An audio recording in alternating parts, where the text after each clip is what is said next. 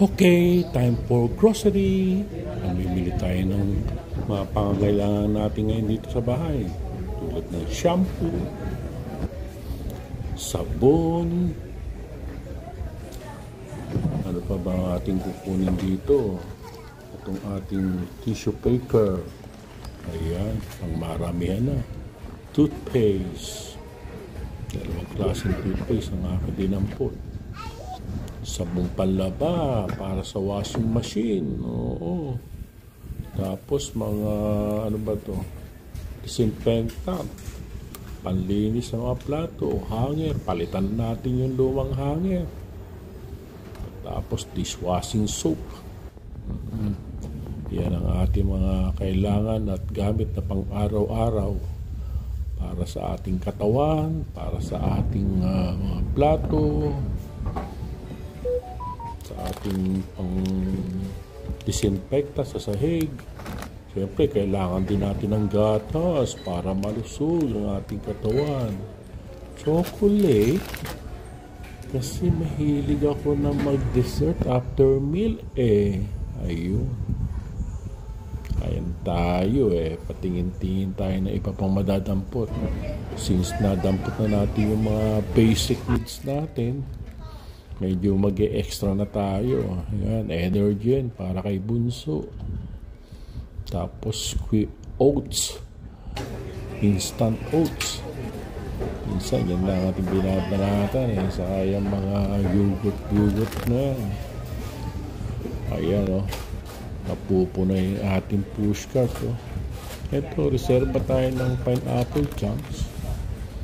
Tapos kumuha na rin ako ng ating evap milk para sa ating kape. Ito na yung ginagamit kong creamer, yung liquid milk. Ayusin na natin at medyo tumataas na itong ating laman ng push cart. Okay.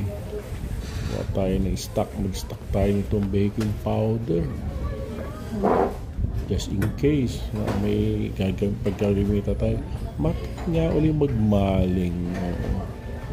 Tapos to, medyo maulan-ulan. Minsan, kailangan ko nitong dilatang makare. Konti-konti lang para medyo malami tayo mabili.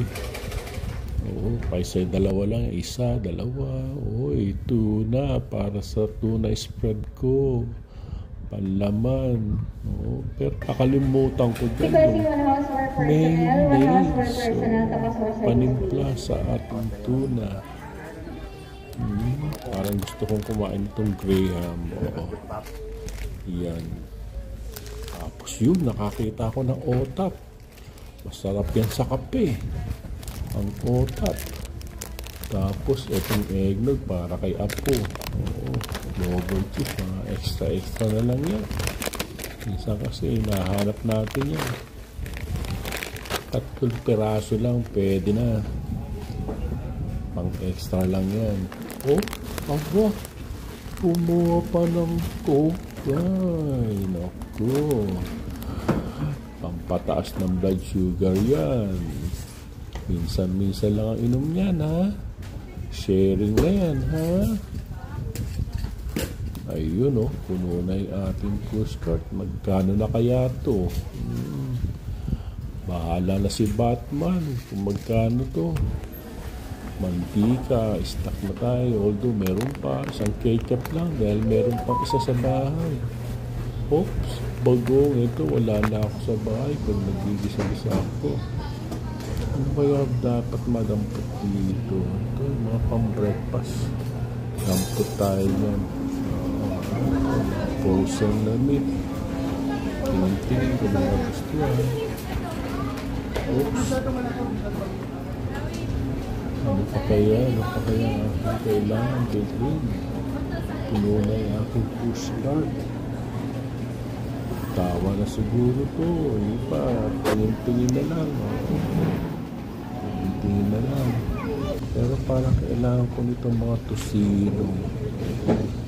Longganisa. Pang-breakfast.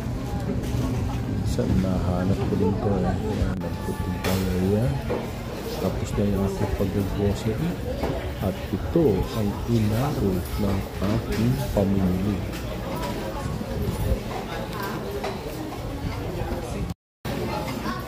Tada! Ayun!